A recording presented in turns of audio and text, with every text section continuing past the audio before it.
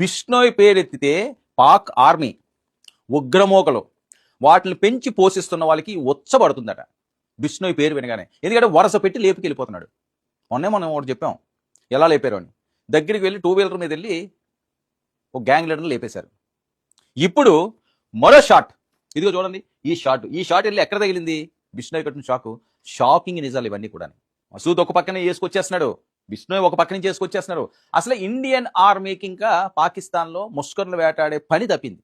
వాస్తవంగా చెప్పాలంటే బిష్నోయ్ గ్యాంగ్ చాలు లేపుకెళ్ళిపోతున్నారు. నేపాల్ నుంచి ఆపరేషన్ ఆల్రెడీ మనం మాట్లాడాం. ఇప్పుడు మరొక ఆపరేషన్ వాళ్ళు పాకిస్తాన్లోనే టెస్ట్ వేసి కూర్చున్నారు. ఎవరికీ తెలియట్లేదు వాళ్ళు ఎక్కడ ఉన్నారని. మరి చూడండి, వాళ్ళే కాదు కదా, వీళ్ళకి ఉన్నది నెట్వర్క్. ఎందుకంటే బిష్నోయ్ కనుసైకి చేస్తే చాలు అవతల వాడు కాటికి పోవాల్సిందే.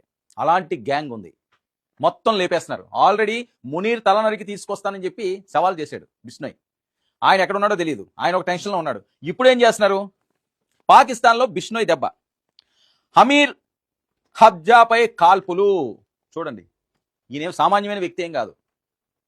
అమీర్ హబ్జాపై కాల్పులు, తీవ్ర గాయాలతో లాహోర్ ఆసుపత్రిలో చికిత్స పొందుతున్నాడు. ఆల్రెడీ అయిపోయాడని చెప్పి వస్తున్న వార్తలు హంజాకి సంబంధించి. లష్కరే తోయిబా సహా వ్యవస్థాపకుడే అమీర్ హంజా. ఈయన లష్కరే తోయిబా సహ వ్యవస్థాపకుడు, సామాన్యమైన వ్యక్తి కాదు. బిష్నోయ్ గన్ ఎక్కువ పెడితే, స్కెచ్ వేస్తే ఇలాంటి వాళ్ళు ఎంతమంది అయినా సరే మట్టిలో కలిసిపోవాల్సిందే. దానికి ప్రత్యక్ష నిదర్శనమే ఇది. దొరికినట్టు లేపుకెళ్ళిపోతున్నారు, ఎక్కడ గ్యాప్ ఇవ్వట్లేదు. ఇక 2012 హంజాను గ్లోబల్ టెర్రరిస్ట్ గా ప్రకటించిన అమెరికా ఈ హంజాని గ్లోబల్ టెర్రరిస్ట్ కింద ప్రకటించింది. అలాంటి వాడిని వేసేశారు. గ్లోబల్ అంటే చూడండి ఎంత డేంజర్ టెర్రరిస్టో. అలాంటి వాడినే మట్టు పెట్టాడు అంటే ఇక మునీర్ లాంటి వాళ్ళని ఏమీ కాదు, తలనరికి పట్టుకొస్తానని అందుకనే అన్నాడు. ఆల్రెడీ ఆర్డర్స్ ఇచ్చేశాడు, ఏ నిమిషంలోనే అది జరగవచ్చు. అందుకని టెన్షన్ పడిపోతున్నారు, అందుకని భయపడిపోతున్నారు వీళ్ళు, అందుకని కంటి మీద కునుకు లేకుండా ఉన్నారు వీళ్ళు. బిష్నోయ్ దెబ్బ అలా ఉంటుంది. ఇక ఈ మధ్య హంజా సన్నిహితుడు సైఫుల్లా హతం. నేను ముందే చెప్పాను, సైఫుల్లాని హతం చేసింది ఎవరు? బిష్నోయ్ గ్యాంగ్. ఎలా వెళ్ళారు?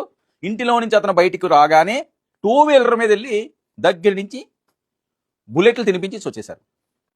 సేమ్ స్కెచ్, ఎక్కడ మార్పు లేదు. శిష్యుడు పోయాడు, గురువుని వేసేశారు.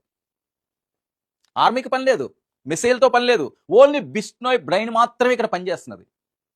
360 degrees 24/7 బిష్నోయ్ దెబ్బ, బుల్లెట్ షూట్, ఎవడన్నా సరే ఖతం కావాల్సిందే, మున్నీర్తో సహా. అది బిష్నోయ్ దెబ్బ అంటే.